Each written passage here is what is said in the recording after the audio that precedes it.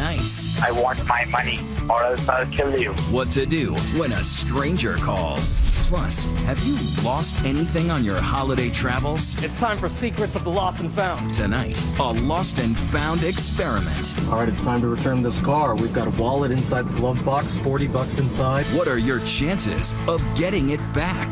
The driver did not find your camera. Finders keepers. Plus, he's doing his Christmas shopping the illegal way. Shoplifting. What did you do with the money from boosting? Caught on tape and making the craziest confession ever. It wasn't me, you got the wrong guy. Sticky fingers and baristas spilling the beans. Baristas are basically drug dealers. Dealing you a buzz or not. True tales from the Pumpkin Spice Latte League. I'm giving decaf to people who wanted the extra caffeine. Absolutely. Buzzkill. Tonight, just in time for Christmas. So do I think like I'm getting fleeced and used? Of course. True confessions. Here now, David Muir and Elizabeth Vargas. Good evening. We hope you had a great Thanksgiving yesterday with your loved ones and didn't get too much in debt today on Black Friday, the official kickoff of Christmas shopping.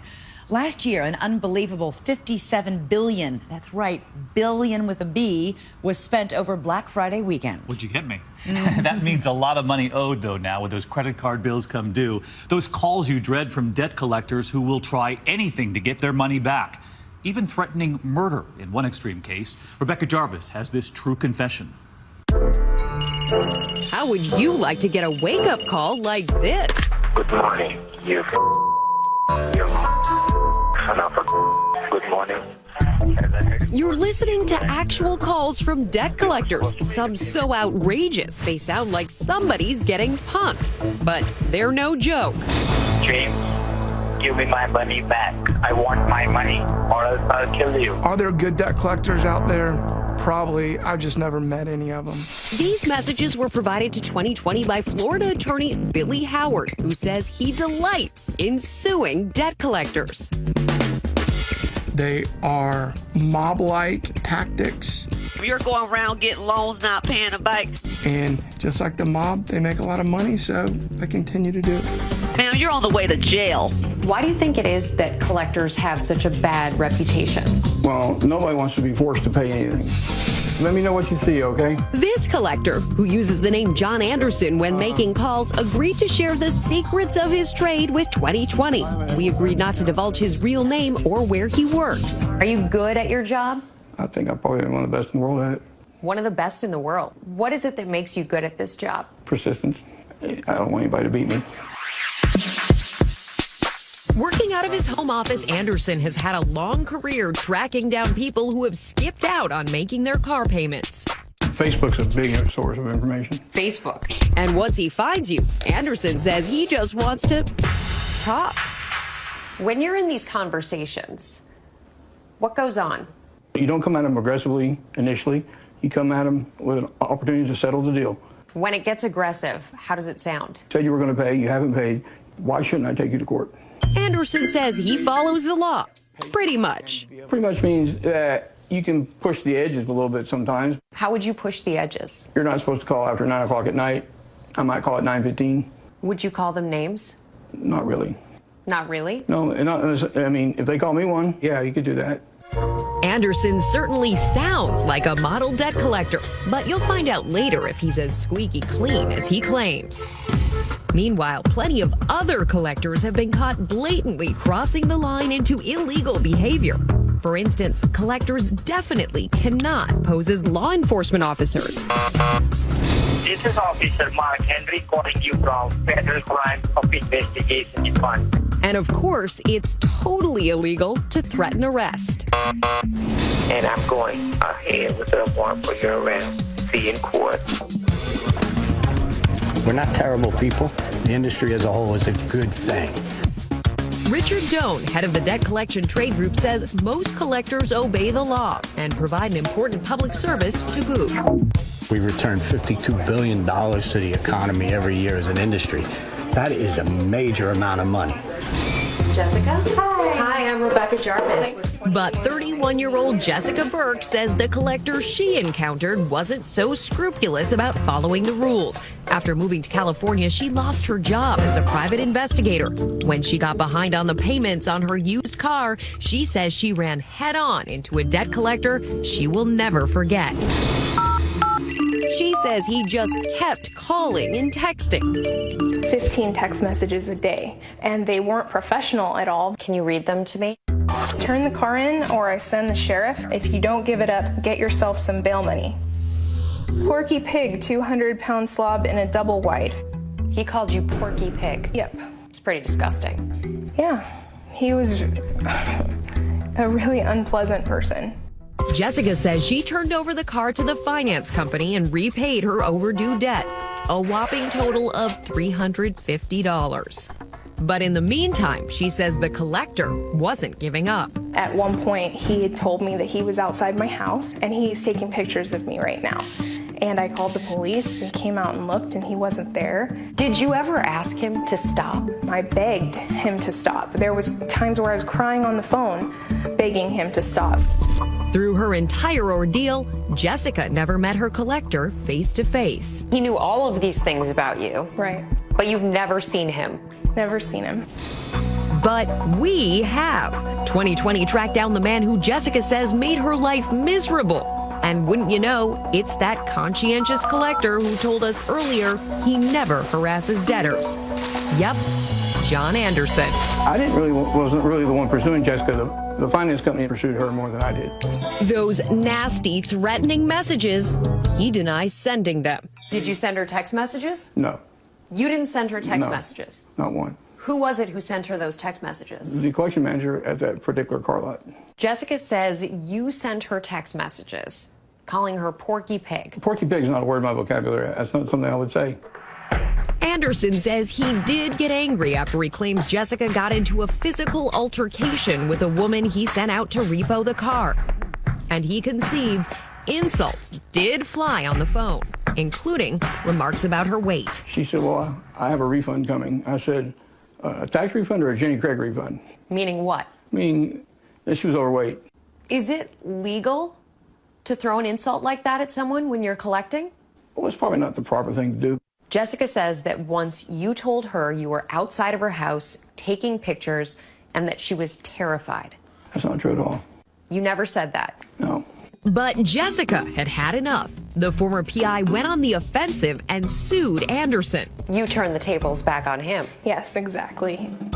Anderson never showed up in court, and a judge awarded Jessica more than $33,000. All of a sudden, she was the collector, and he was the one who had to pay up. So now the tables have turned, and you owe Jessica money.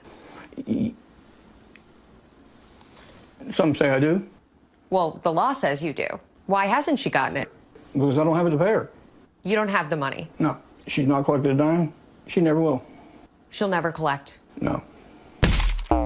Well, that's poetic. As for Jessica, she says she can't be bothered chasing Anderson for the money. She's moving on with her life. If I never see the money, that's not really what matters to me. I came out on top. I fought back. He can't bother me anymore. So here's the question tonight. Do you have any horror stories about debt collectors? And how much did you spend today on Black Friday? Too much. And let us know on Facebook and Twitter. Use the hashtag ABC2020. And we'll be right back with more True Confessions. Next, we're taking you on a dropping spree. We're going to drop some items off all around the city. Deliberately losing things around the country. It's 2020's Lost and Found experiment. Do those departments give back or take home? Coming up.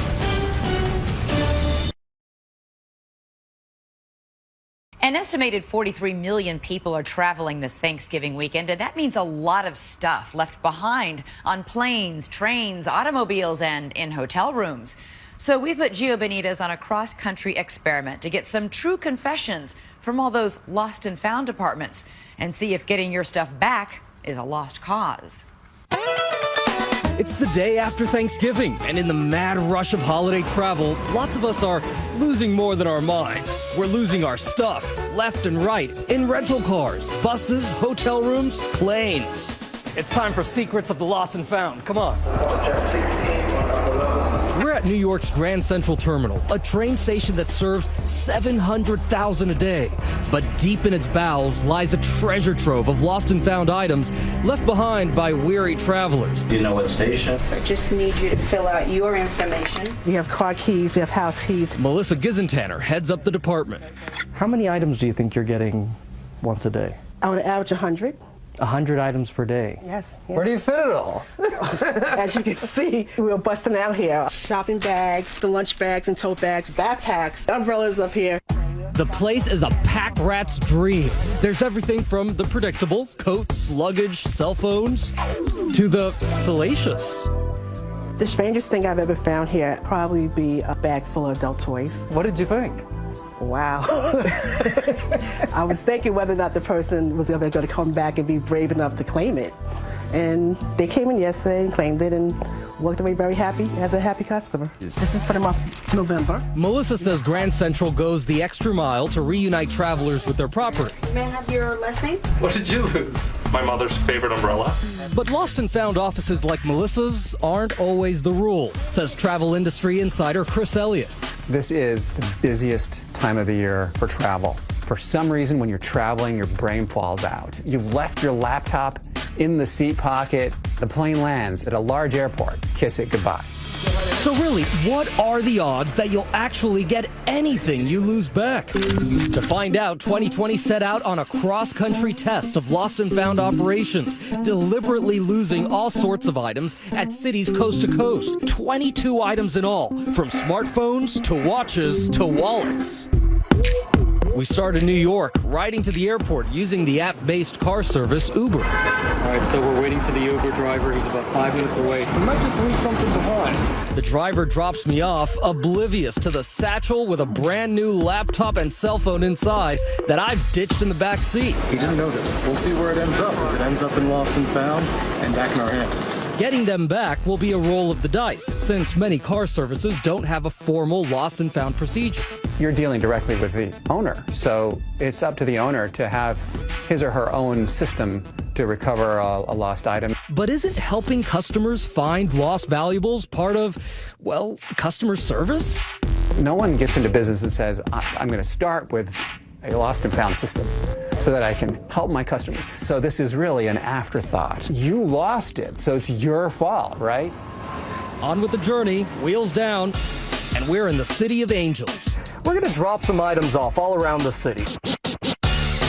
I ditched 2 more items at this swanky hotel on Sunset Boulevard.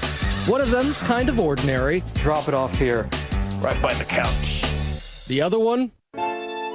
Not so much. But sometimes people leave behind some crazy things, like a French maid costume.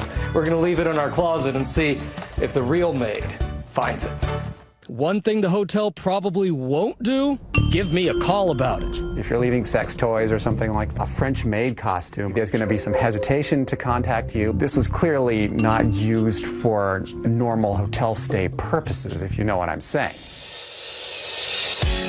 Now we're off to the famed La Brea tar pits, where the fossils of prehistoric animals lie in the muck.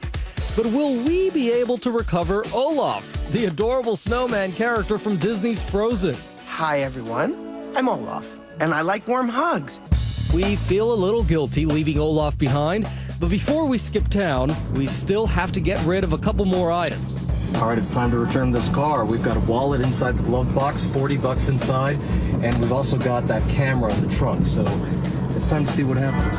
We're still on the road, but some items, they're already coming back to us. Our camera bag is almost immediately returned to us by an alert rental car employee.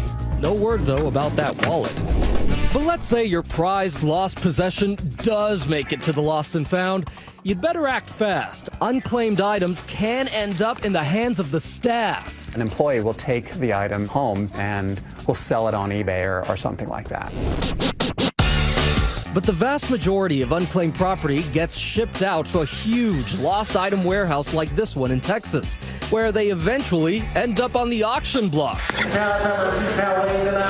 After a certain amount of time, they're going to liquidate it. 6 months is pretty much the cutoff time. Wonder how we'll fare in Washington, D.C., a city known for its so-called Beltway bandits. We're back on the road. We try to smuggle a wallet into the Capitol building. But it looks like there is actually some honesty in Washington. We get a call from the Capitol Police. I found a wallet in the Senate. I hope to see you soon. Bye. Thanks, Uncle Sam. Philadelphia, home of the Liberty Bell. Here we declare our independence from this tourist ID pouch with a couple of Jacksons stuffed inside. But this really is the city of brotherly love. We later get a ring saying our pouch has been recovered. We'd like to get this stuff back to you.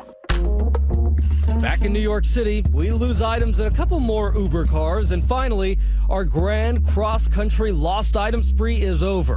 So let's recap. In 10 days on the road, we lost a total of 22 items in 6 different cities. So far, only 4 items have been recovered. Looks like it's going to take some effort on our part to get the other 18 back. Timing is everything. The moment that you see something is missing or lost, don't wait. Hi there. Just wondering if you have a lost and found department? So we hit the phones and the computer. Losing stuff is easy. Getting it back is a journey of its own. In most cases, it was impossible to get a hold of a live person. Please leave a detailed description of the lost item. Often our only option was to fill out an online form, like this one for an iPad we left in an airplane. A week later, we received this discouraging reply. And a bad news voicemail about an expensive camera I left in a taxi. I just wanted to let you know that the driver did not find your camera. But our bad luck starts turning to good fortune when I ring up that Hollywood hotel about those things we left behind. I stayed there Monday the 10th. And bingo! So you have the costume and the speaker. They say they've got our items. They even send it in express mail, just in time for the holidays. Our hard work helps increase our recovery rate. To date, we've been able to recover 11 out of 22 of our lost items. Still, half remain at large. I think a lot of people might say, you know what? Those people don't even care about my lost item. I beg whatever. to differ. We do care. People shouldn't give up right away. Don't give up. No. File that report. File that report, yes. Because chances are it will show up. What Melissa doesn't know, we put her to the test too, leaving behind a little 2020 souvenir at Grand Central and filing a lost report claim of our own. There it is. Just need ID and have you fill out my tag, please. You found it. It's a 2020 lost and found Thanksgiving miracle. If only getting all of our other stuff back was so easy. We're especially keeping our fingers crossed that poor Olaf makes it out of the tar pit.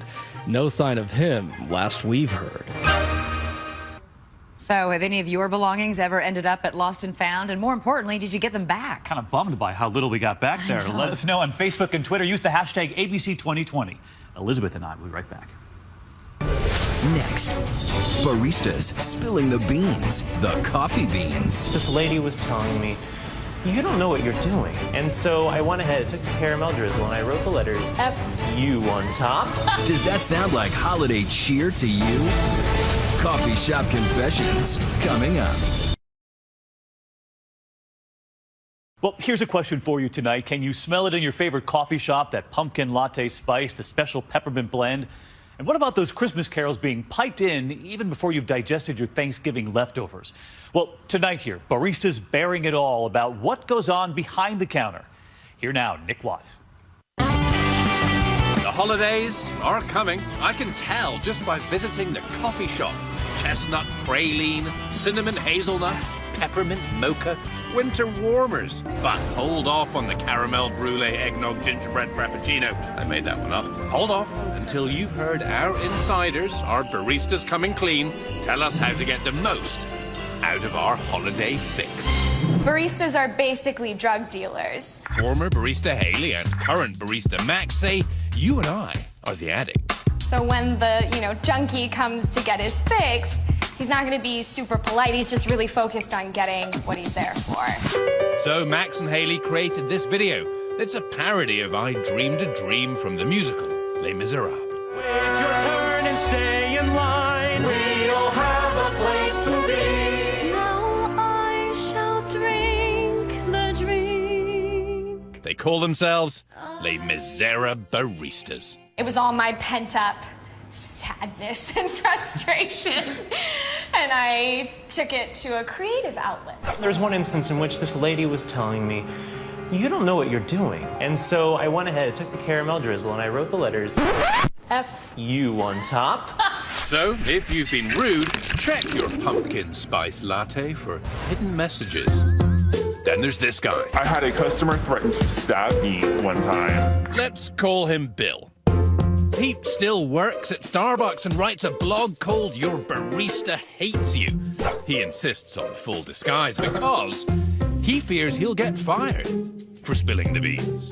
Our number one tool in the arsenal is definitely the decaf button. They'll decaf you when you ordered calf. Just out-and-out rudeness is a quick way to get a decaf shot.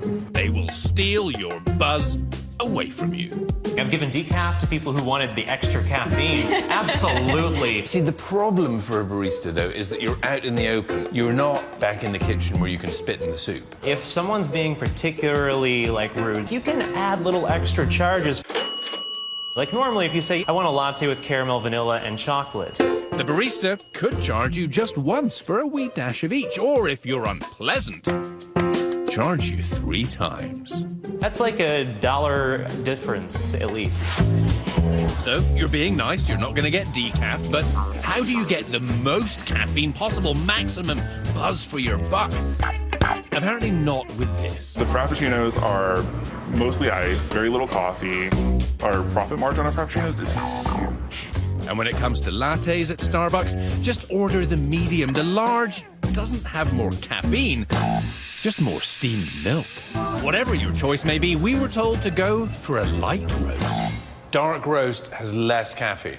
Dark roast, less caffeine. Executive coffee chef Jeremy Gersey, yes, that's now a thing, knows his roasts. According to Jeremy, iced coffee can be the most potent. This is my pride and joy. This is a Kyoto 8-hour cold filter drip. That is delicious. Oh my goodness, there's texture, it's kind of, oh yeah. Like a fine bourbon. Clearly, I'm now an expert, but the real experts, the baristas we talk to, they say you, the customer, really have no idea what you're drinking. There are the select few who are truly coffee aficionados, but the vast majority of my customers actually don't really know anything. Remember that Folgers commercial from the 80s, from before we got all fancy pants about a cup of joe? We're secretly replacing the fine coffee usually served here with rich, dark, sparkling Folgers crystals. We did something similar at local favorite Phil's in Santa Monica. We lined up a cup of supermarket standard, 5 cents a cup, a premium Java from a well-known coffee chain, $2 or $3, and a third, the most expensive coffee on earth. It's a blind tasting. Are you like a coffee type guy? I drink coffee every day. Patrick guessed this is the most expensive. Confident? Yeah. Oh, man. It's the cheapest. Patrick, we have a total failure. Oh, that's great. I hope I don't get this wrong. I hope you do. Take your time, swill it around, do whatever you need to do. Ashley guessed that coffee chain coffee was the most expensive.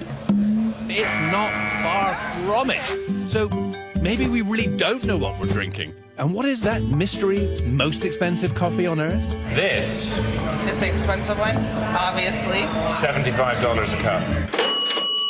This one? Is that coffee that the bean comes off the monkey butt? Nate, clearly a connoisseur, was almost right. Indonesian civet cats eat coffee berries they ferment inside and out poops the beans. Nate, by the way, nailed the taste test, but still thinks that maybe coffee chain coffee isn't quite worth it. So do I think like I'm getting fleeced and used? Of course. But will I continue to do it? Of course. The Barista Guild of America told us since the invention of coffee drinking by the Ethiopians, making coffee for another person has been a deeply caring and personal act. This is a real organization, by the way. We use service skills to help us navigate challenging customer interaction. As for Starbucks, one of the most admired companies in the world, it told us it is appalled by Bill the Barista's claims of decaffing rude customers. The behavior described would not be tolerated and is not reflective of the character of our 300,000 partners around the world. How do you get on your barista's good side. Know what you want before you get to the register. Good tip. And speaking of tips, Tipping also helps. Oh, yes. Like if you put in that $1, we will remember you. Saying, how are you back is really nice. and by the way, our bearded confessor tells us that if you order a coffee on a holiday and tell a barista, too bad you have to work today, you most definitely will get decaf. So, don't be a dope. You might even get a treat, even sweeter than 3 pumps of peppermint. People I liked, I would reward, give them a little extra whipped cream or draw a little smiley face on their cup. Next, he's stealing his Christmas wish list. You're the Mozart, the LeBron James of the business. You can say that. Our most honest confession ever from one of the country's top shoplifters. Tricks of his trade coming up. We'll file this under how not to do your holiday shopping by shoplifting. Matt Gutman got some true confessions from the king of the 5-finger discount. Don't believe the crazy stories he's about to tell? Well, then just watch him get caught on tape for a very different kind of Toy Story. What the stores don't want you to know. 'Tis the season for shopping, and as long as there have been shops, there have been shoplifters. But they're often lacking in style. This guy clumsily stuffs a chainsaw down his pants. Risky. While these two openly pick up a table and are anything but stealthy as they walk right out the door. These fools are the foot soldiers of the 5-finger discount. And then there are the princelings, Michael Pollara for one. There's Pollara now. Police say this unassuming 46-year-old has strolled out of hundreds of retailers over his career, carrying merchandise worth millions. You're the Mozart, the LeBron James of the business. You can say that. Pollara sat down with us for an interview, well, when he wasn't jumping out of his seat. At first, he's coy. This is all off the record. After all, you don't perfect the gift of the grab by giving up the goods. So what did you do with the money from boosting? I'm not telling. Let me ask you this, is it a living? Hell yeah. Oh yeah. How much you managed to take out of stores in your career? Wasn't me, you got the wrong guy. The wrong guy? Really? Then how did a man who runs a small water filter business manage to travel the world from Easter Island to China to Africa, always in style? He says he's just got a whole lot of frequent traveler miles to burn. See, I don't know why you guys are mixing this travel with this boosting. It's like wrong. But the denials started to break down, and one of 2020's most honest confessors emerged. Once we got out some props and asked him, hypothetically of course, to demonstrate how he hid merchandise in large boxes to get it out of the store. Look, the box is open. You could put some DVDs in that box. How's that? No, you're doing it kind of wrong there. 2, 4, 6. You could probably put, allegedly they said that I stole so many, Leapsters, 2, 4, 6. You could probably get 6 Leapsters in there. Watch the maestro at work. There he is on store security camera footage in a Florida Kmart. He chooses a large box, this $35 baby car set. Finding a quiet spot, he ditches the toy inside.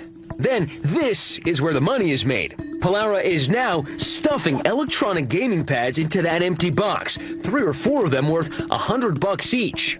His accomplices keep a watch out. Paid sidekick Travis Simpson and, believe it or not, Polara's own mother, Margaret. Next, he reseals the box with tape to make it look untouched. Finally, Mom and Travis Simpson check out, up to $400 in toys hidden in this box. They pay just $35 and head out home free. You see, Pollara had shoplifting down to a science. There's only 5 methods. Either it's on you, either if you're a female it's in the purse, either it's in a bag, or it's in a shopping cart, or it's in a box. And that stuffed box was his forte, but making thousands of dollars of merchandise disappear right in front of the cashier takes some sleight of hand. And 2 key props. Number 1, a teddy bear to make him seem warm and fuzzy. You buy a teddy bear. Allegedly, you get a little cashier. Oh, it's so cute. She'll never dream Prop number 2, a sweaty bottle of cold water that he grabs to hand to the cashier. Hand them the water so the hand is wet. Why would the hand need to be wet? She's gonna wipe it down. That's important because he doesn't want her to touch the stuffed box, otherwise she might realize it's way too heavy. Then you lean over and let her scan the box. She's not gonna touch anything. She's still wiping her hand. It doesn't work at this Toys R Us, and the cashier does lift the box herself. Knowing the jig is up, he heads out the door. She then opens it up to find 1, 2, 3, 4 boxes of Legos hidden inside. How much do you think he netted that day that you followed him? Tens of thousands. Sergeant Rich Rossman of the Broward County Sheriff's Office caught on to one of Polara's shopping sprees. He took a small little coffee maker off the shelf and stuffed it with electronic toothbrush heads, which are about $20 a piece. Wow. And walked out with $300 or $400 when the bid actually rang up for $20 or $30. Net profit of about $300. That was store one of nearly 2 dozen that day. Rossman and his investigators tracked Polara all around the country for months. He tells me, for a crook, Polara had quite the work ethic. He was up bright and early and stole from dawn to the evening hours. So I had to call the wife and say, I don't know when I'm coming home. Till they finally hauled him in. They spent hours alternately interrogating him.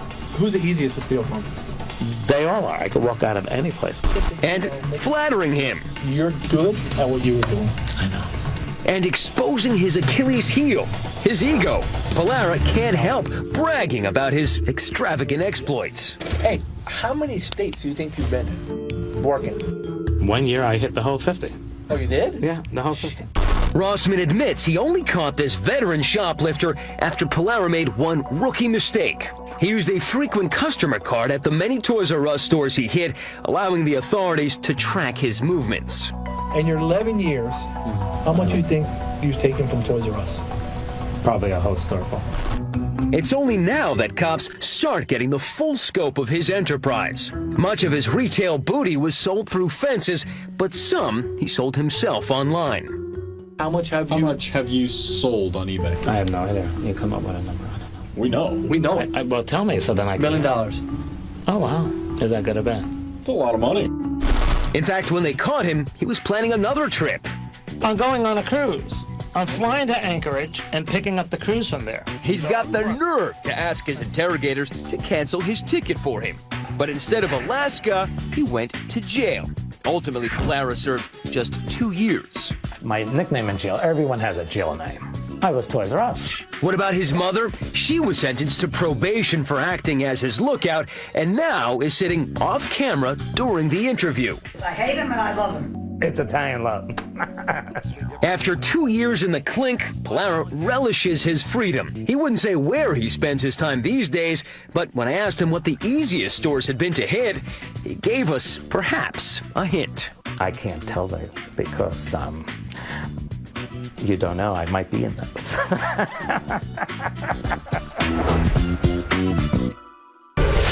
Next, timber! Look at that! Confessions from your Christmas tree seller. When to buy it, what to buy, and the truth about those old wives' tales. Put aspirin in the water or sugar. No. Next on True Confessions. You know, it seems the minute those Thanksgiving dishes are washed, the race is on for so many to find the perfect Christmas tree. But how do you make sure you don't end up with one of those Charlie Brown trees? Turns out there is a science to it, when to get it and how to make sure the tree you get lasts the longest inside your home. Paula Ferris braving the cold tonight. She's with the experts. Nothing says Christmas more than trimming the tree. But sometimes the quest to find that tree, There it is, can be as deeply religious as the holiday itself. Dad, did you bring a saw? Christmas classics have poked fun at this annual adventure. But it's not funny when the fur in question is destined for your living room. The stakes are too high. I think it needs me. And no one wants to be ripped off with a Charlie Brown disaster. Just this past week, the town of Reading, Pennsylvania went all bah humbug when this tree went up in the town square. It just reminds me of Charlie Brown. Who pick that. There was a squirrel right now looking for a place to live in the winter. It won't even go into this tree. Wow, look at all these trees. So tonight, listen to the pros of the pine. Oh, that is Wizards of the Winter Wonderland. We're surrounded by trees. How many are on this property? I haven't actually counted them all, believe it or not. That would take a long time. Yes, it would. But there's over 100,000 trees growing on the property. Jamie Jones of the Jones Family Farm in Shelton, Connecticut, is the 6th generation of his family of tree growers. Balsam fir, Fraser fir, Douglas fir. And Jones says the most common question he hears is, where are the big ones? But that's exactly where most people go wrong. Tip number 1, size matters. They pick a tree out that's just a little bit too big. Clark? Just like the Griswolds. Do you think there's enough room for the angel? It's a common story. They get it home, the trees are all wrapped up, they unwrap it, and whoop.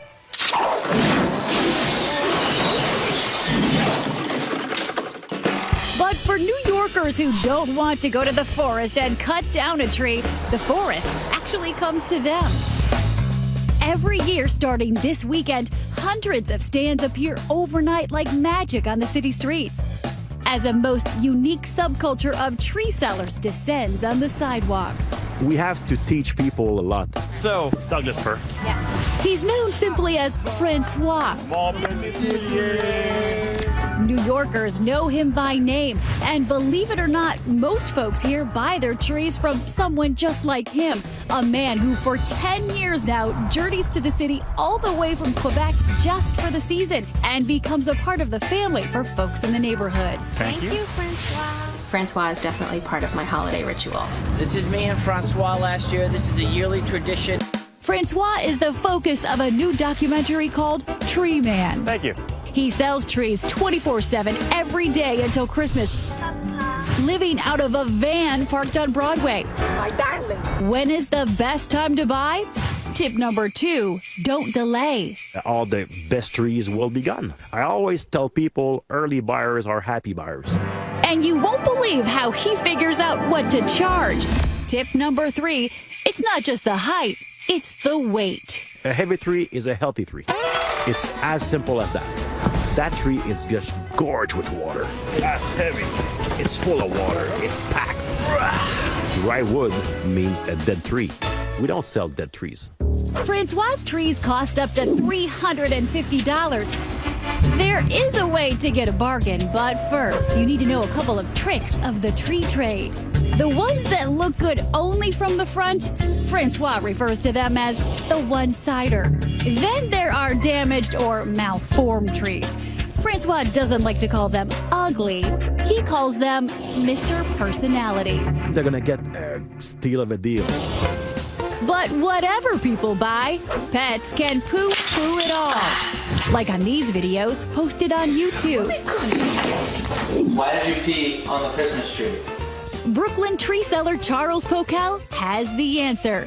Tip number 4, pet lovers love the blue spruce. The best tree for them would be a blue spruce because it has these very sharp needles. And so the cat, once they find out the needles are sharp, they want nothing to do with that tree anymore. Pokel suggests spritzing the needles with water, but all tree men agree the most important secret for a healthy tree is tip number 5, enough water in the stand. Just tap water is all you need to use. There's a lot of tricks out there. Put aspirin in the water or sugar. No. Doesn't work? Just water. Those are all old wives' tales. From my understanding, none of that would ever work. Now, you could avoid all this and buy an artificial tree. But at the Jones farm, they're all about real trees and a real experience. You say experience, I say a workout. Well, both. As I'm about to discover as I attempt to cut down my own family tree. Here you go. Great. I thought this was going to be a power saw. I see the trunk. I start out full of confidence and on the clock. Okay, Mark, get set, go. Oh, I'm already exhausted. Maybe artificial is the way to go. You're doing good. Oh my gosh, I need a break. Remember, this is simple. This is a fun activity. I'm starting to wonder. But then, it's coming. Timber! We have success! Look at that! Look at that time. As we load my trophy on the van, Let's see if she stays on top of the roof. Jones reminds me the most important part of buying a tree is creating memories. And by the time I drive home and my kids help me set it up, even though I messed up rule number 1, It's too tall. Oops. this will be one tree my family will remember for quite some time. Merry Christmas! And that is 2020 for tonight. We wish you and yours the very best as you continue to celebrate this Thanksgiving holiday. I'm David Muir. And I'm Elizabeth Vargas. You can now follow all of our stories with our new 2020 mobile app. Thanks so much for watching. Happy holidays and happy leftovers.